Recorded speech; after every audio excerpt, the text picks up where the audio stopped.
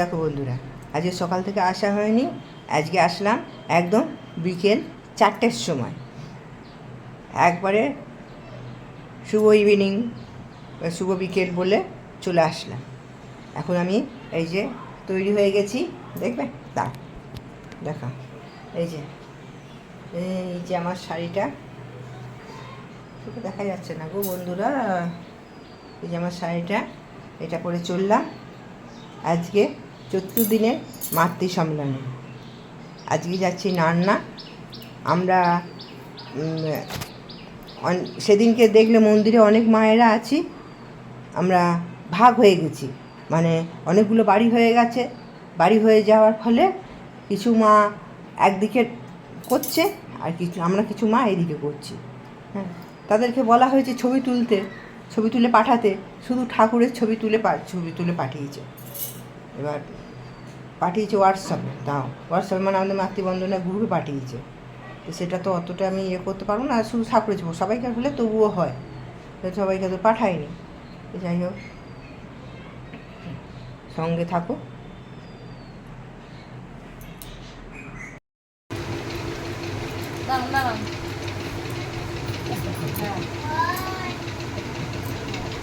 ঠিক আছে, আমি শুধু বলবো 5টা 5 বেজে গেলে তখন আপনি বলবেন শঙ্খ বাজা। ঠিক আছে,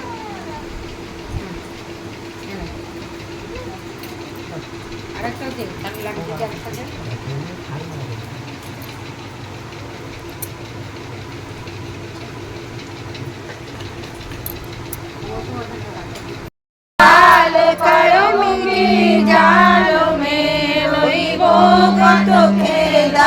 জগত জীব বড় মত ফিরে নিত চারো খানি জ্ঞানী যোগী বিন রহে সব মন কি গানি। সেবা তোমার চলা, তোমার চিন্তা, তোমার বলা পুরুষ জনসাধারণের ভিতর যেন এমন একটা ভাবের সৃষ্টি করে যাতে তারা অবনত মস্তকে নত যেন হয়। সমশ্রমে ভক্তিগদগদ কণ্ঠে মা আমার জননী আমার বলে, মুগ্ধ হয়, বুদ্ধ হয়, তৃপ্ত হয়, কৃতার্থ হয়, তবেই তুমি মেনে, তবেই তুমি সতী। পরম পিতা করিছেন প্রেম বিতরণ, করিছেন প্রেম বিতরণ, তারা তুল চরণে জড়িয়া চরণে ধন্য হলো প্রাণমন, করিছেন প্রেম বিতরণ।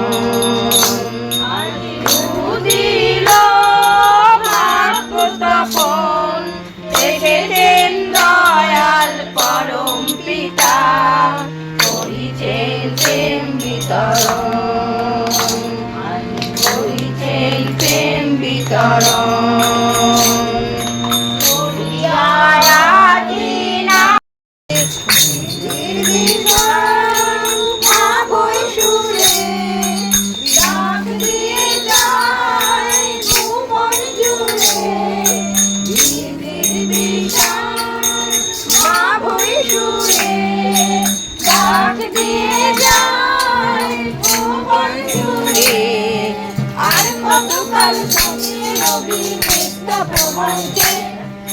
আর কতকাল ঘুমিয়ে রবি মিথ্যা প্রবঞ্চে, জাগার লগন এলো তোরা জাগনা ওরে, জাগার লগন এলো তোরা জাগনা ওরে।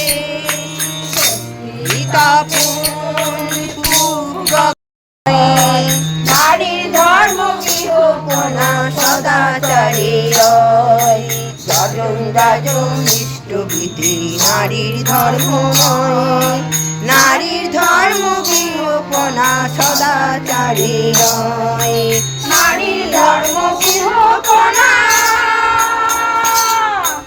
ইষ্ট পূজার আরাধনা,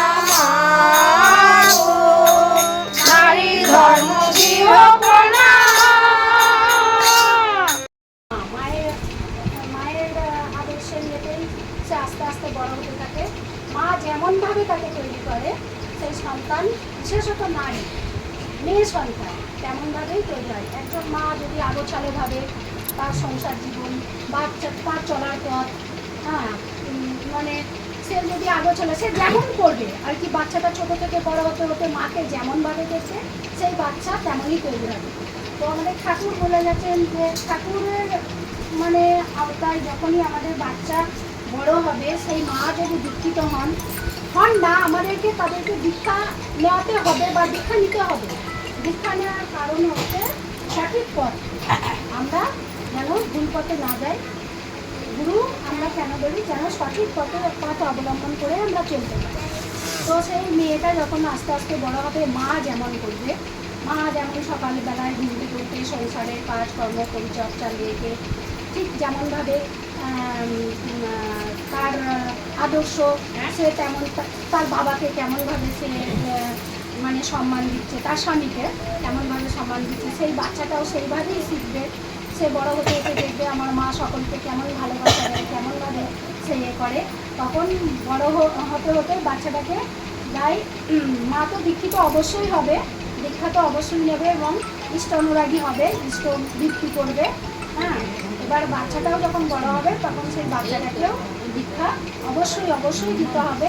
মায়ের দেখা দেখি সেও ছোটো করেই বলছি, বেশি মায়ের দেখা দেখি সেও দেখবে যে ঠাকুরের প্রতি মানে অনুপ্রাণিত হচ্ছে। ঠাকুরকে ছাড়া সে কিছু চিনবে না। মা যেমন ভাবে তাকে তৈরি করবে, মা যদি সন্ধ্যেবেলা প্রার্থনা বসে, সেই বাচ্চাটাও বসে।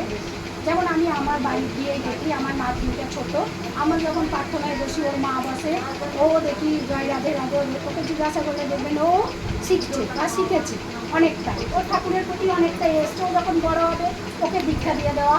এবার ও বড় হওয়ার পরে ওর যখন বিবাহিত জীবন, বিবাহের আগের জীবন তো কুমারী জীবনটাও ও ঠিকভাবে গুছিয়ে নিতে পারবে ঠাকুরের দয়ায়, ঠাকুরের আশীর্বাদে। যখন তাকে দিয়ে দেওয়া হবে তখন তার কীভাবে সংসার, কীভাবে সন্তান সন্ততি পালন করতে হয়, কীভাবে স্বামী সেবা করতে হয়, সেটাই এই ঠাকুরের আওতায় এসেই সে মানে শিখবে। এবং সে একজন আদর্শ মা এবং আদর্শ স্ত্রী এবং আদর্শ বাড়ির যারা রয়েছে, আদর্শ বৌমা বলুন বা আদর্শ, কারণ আমরা মেয়েরাই হচ্ছি লক্ষ্মী সংসারের। একজন মেয়েই সেই সংসারকে মানতেও পারে, গড়তেও পারে। কিন্তু ঠাকুরের আদর্শে এসে যদি ঠাকুরের নীতি মেনে যদি চলা হয়, তাহলে সেই সংসারে কখনোই মানে কোনো মানে চলাতে পারবে না। দুঃখ যন্ত্রণা ব্যাধি রোগ ঠিক যদি নীতি মেনে চলা হয়, বড় মায়ের নীতি আদর্শ মেনে, ঠাকুরের নীতি আদর্শ মেনে যদি বাচ্চাটাকে মানুষ করে, পরবর্তীতে সে যখন বিবাহিত জীবন প্রবেশ করবে, সে তার সন্তান সন্ততি ভালোভাবে চর্চা করতে পারবে, মানুষ করতে পারবে, সঠিকভাবে চালনা করতে পারবে। তো আমি সবার কাছে এই কথাই বলবো, আমরা সবাই যজন যাজন ইষ্টবৃত্তি এই নিষ্ঠা নিয়েই আজকের পর থেকে সকলেই থাকবো, এখান থেকে নিয়ে সব ভালো হবে। তা বিয়ের আগে এত ঝড় ঝাপটা, শুধু দয়ালকেই আমি ডেকে যাচ্ছি, আমি কিছু জানি না। যা করার তুমি করেছো, তুমিই উদ্ধার করবে। তা এত সুন্দরভাবে আমার মেয়ের বিয়ে হয়েছে, ভালো ঘরে, খুব সুন্দরভাবে অনুষ্ঠান করে, কোনো মানে কি বলবো বাধা বিঘ্ন কিচ্ছু নয়। আমি কোনোদিন ভাবতেও পারিনি যে আমি এরকম করে আমার মেয়ের বিয়ে দেবো। তা যারা দীক্ষা নেননি তারা অতি অবশ্যই দীক্ষা নেন। আর যখন আপনারা বিপদে পড়বেন, আপনারা বীজ মন্ত্র করবেন, সব সময় বীজ মন্ত্র করবেন। তার ছোট্ট একটা ইষ্ট প্রসঙ্গ আমি বলছি। এক দাদার বাড়ি দুর্গাপুর, সেই দাদা পুলিশের চাকরি করতেন। তার গ্রামের বাড়ি, দেশের বাড়ি হচ্ছে বাংলাদেশ। তা বাংলাদেশ থেকে তার ভাই আসছে, খুব আনন্দের কথা, ভাই আসছে বাংলাদেশ থেকে। তা ভাই যখন এলো, খুব দাদা বৌদির খুব খুশি, অত দূর থেকে ভাই আসছে। তা সেই ভাই তো এসে এত খাচ্ছে, মানে বৌদি চমকে যাচ্ছে। তখন বলছে, ভাই তোমার কি হয়েছে, তুমি এত খাচ্ছ? না, আমার মির্গিরারা রোগ হয়েছে। তা মির্গিরারা রোগ হয়েছে, তো এত খায়? তো দাদা বৌদি খুব চিন্তায় পড়ে গেছে। তা তখন বলছে, তুমি কি, তোমার কোনো কিছু ঘটেছিল? তা বলছে, বৌদি আমি একদিন গঙ্গা স্নান করতে গিয়েছিলাম, গঙ্গা থেকে একটা কালী ঠাকুর কুড়িয়ে পেয়েছিলাম। তা বলছে, কালী ঠাকুর কুড়িয়ে পেয়ে? বলে আমি বাড়িতে নিয়ে এসেছিলাম, নিয়ে এসে আমি পুজো করতাম, কিন্তু আমার বাড়ির লোক পুজো করতো না, এঁটো কাটা গায়ে ছুড়ে দিত।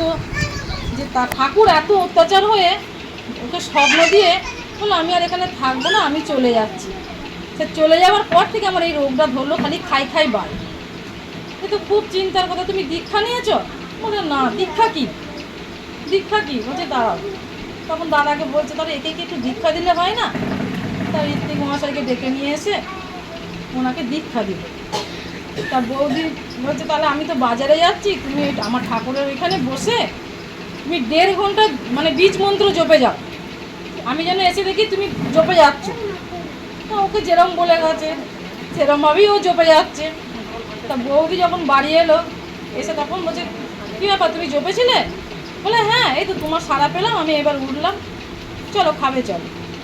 তা খেতে গেল। সে যেরকম স্বাভাবিক খায়, আমরা যেরকম খাই, ও কিন্তু সেই এত আর খাচ্ছে না।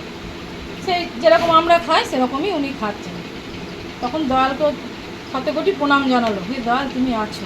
তাহলে কার জন্য সম্ভব হলো? আমাদের দয়ালের জন্য সম্ভব হলো। তা এইখানে আমি জয়গুরু এটুকুনি বলে। আমি ঠাকুরের দীক্ষা নিয়েছি। আমার দিদিরা নেওয়ার পর আমাকে আর আমার স্বামীকে দিল। তা আমরা দীক্ষা নিয়ে খুবই ভালোই আছি, আনন্দে আছি, ঠাকুরকে ধরে ভালো আছি। তা একদিন আমরা দেওঘর গেলাম। সেখানে আমার বাবাকে বললাম, বাবা তুমি একা আছো, তো তুমি একটু দীক্ষা নাও। বাবার মন কিন্তু সাই দিচ্ছে না, দীক্ষা নেবো না, তোরা নিয়েছিস নিয়ে দেখি, তারপর মন চাইলে নেবো। প্রথম দিন গেল, আমার দিদির মেয়েদেরকে দীক্ষা দিয়ালো, সেদিন দেখলো সব ঘুরে। তারপরের দিনও সকালবেলা গেল, তখনও মন হচ্ছে না যে দীক্ষা নিই। তারপর যে কি মন হলো সেদিনই বলছে তাহলে আজকে আমি দীক্ষা নেবো। ঠাকুর চেয়েছে বলি কিন্তু আমার বাবা দীক্ষা নিল, বাবা চেয়েছে বলে কিন্তু দীক্ষা নিল না। ঠাকুর চাইছে যে আমার পথ ধরে তুমি চলো, তাই কিন্তু বাবা দীক্ষাটা নিল। তো দীক্ষা নিয়ে আমার বাবা তো এখন সত্যি একা থাকে, খুবই ঠাকুর নিয়ে থাকে, ভালো থাকে, ঠাকুর রক্ষা করে, কোনো সব দিক থেকেই ভালো আছে। আমরা এখন চলার পথে কিন্তু আমাদের ঠাকুরকে প্রয়োজন। ঠাকুর ছাড়া কিন্তু আমরা এক কোথাও চলতে পারবো না। আমরা প্রতিদিন সকালে উঠে আগে ঠাকুরকে স্মরণ করি, বিছানাতেই আমরা অনেকেই করে বিছানাতেই ঠাকুরকে জপ করে দিয়ে ওঠে। কিন্তু এটাই উচিত যে সর্ব কাজের আগে আমরা কিন্তু ঠাকুরকে শরণাপন্ন হই, ঠাকুরকে নিবেদন করি, ঠাকুরের পথে চলি, ঠাকুরের বীজ মন্ত্র জপ করি, তারপর কিন্তু আমরা সকালে কাজ কিন্তু করব। আজকে আমি করি, আমার দেখে দেখে আমার ছেলে, ছোট্ট ছেলে, ও কিন্তু পয়সা দিয়ে আমরা কি বলি সেটা কিন্তু ও জানে না, কিন্তু ওকে প্রতিদিন বালিশের তলায় একটা করে ওকে পয়সা দিয়ে রাখতে হয়, যে ও সকালে ওটা করে ঠাকুরকে প্রণাম করে উঠবে। ও কিন্তু আমাদের দেখে দেখেই শিখেছে যে কি করতে হয়। প্রতিদিন চান করে একটা ধূপ ঠিক গুরুদেবের চরণে দিয়ে তারপর কিন্তু আমরা করি বলেই কিন্তু সে করেছে, কিন্তু এখনো ঠিক জানে না যে গুরু মায়েরা করছে তার করছি। কিন্তু মায়েরা যদি ইষ্ট বিক্রিম ঠাকুরের না হয় শরণাপন্ন, তাহলে কিন্তু ছেলে মেয়ে শিখবে না, তাতে মেয়েই হোক আর ছেলেই হোক, সবাই কিন্তু ঠাকুর ধরে আমাদেরকে চলতে হবে।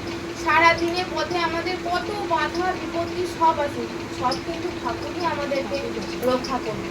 ঠাকুর ছাড়া কিন্তু কেউ চলতে পারবে না। যারা কিন্তু এখনো পর্যন্ত যে ঠাকুরকে শরণাপন্ন হয়নি, তাদেরকে বলবো যে তারা অতি অবশ্যই ঠাকুরের শরণাপন্ন। দেখুন আমাদেরও চলার পথে কত বাধা বিপত্তি ঠাকুর সবই কিন্তু সমাধান করে দেবে।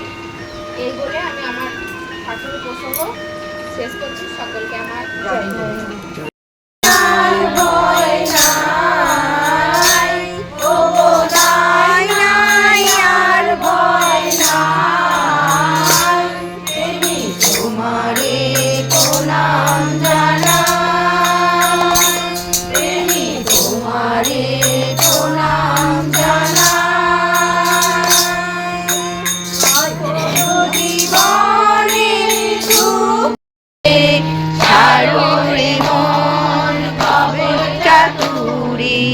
বদনে বলো হরি হরি, হরি নাম পরম ব্রহ্ম, জীবেরই মূল ধর্ম, ধর্ম কর্ম ছাড়ো রে।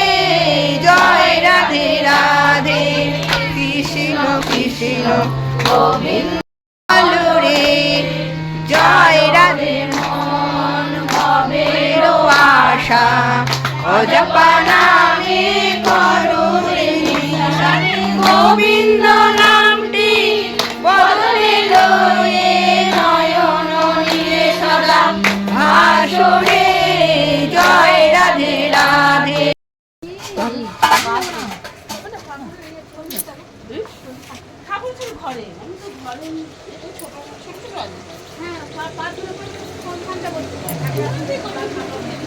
এখন আসল থেকে নামাবে না। হ্যাঁ, কোথায় আছে এটা আমার উপযোজনা কেন্দ্র, মানে সব ঠিক আছে, ছোট করে হলেও ঠিক আছে একদম। একটু নিচে। হ্যাঁ হ্যাঁ হ্যাঁ হ্যাঁ হ্যাঁ তোমার হ্যাঁ তুলেছি তুলেছি।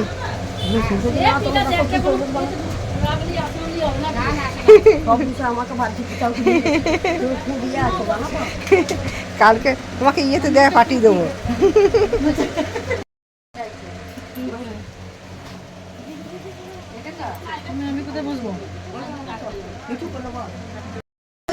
চরাচরম তৎপদং দর্শিতাং যেন তস্মৈ গুরুবে নমঃ। অজ্ঞানতাতিমস্য জ্ঞানজ্ঞান শলাকায়ং চক্ষুর্মৃত্যুং যেন তস্মৈ গুরুবে নমঃ। স্থাবরজঙ্গম ব্যাপ্ত যেন চরাচরম তৎপদং দর্শিতাং যেন তস্মৈ গুরুবে নমঃ। দুর্বেণ পরিব্যাপ্ত তৈলক্যং সহচরম তৎপদং দর্শিতাং যেন তস্মৈ গুরুবে নমঃ। নাগুরাদিকং তত্ত্ব নাগুরাদিকং তপ তত্ত্বগানাং পরো নাস্তি তস্মৈ গুরুবে নমঃ। মন্নাথ শ্রী জগন্নাথ মদ্গুরু শ্রী জগদ্গুরু মদমানাং সর্বভূতানাং তস্মৈ গুরুবে নমঃ। গুরাদিকশ্চ গুরু পরম দৈবতং গুরু পরমতরং নাস্তি তস্মৈ গুরুবে নমঃ। আনন্দনং কেবলং শ্রীপদং জ্ঞানমূর্তিং দান্তাতীতং গগনসাদৃশং তস্মাদিহি লক্ষ্যম একং নিত্যং বিমলচলং সর্বসংকেভূতং ভাবাতীতং ত্রিগুণরহিতং সদ্গুরু তং নমামি সদ্গুরু তং নমামি সদ্গুরু তং নমামি।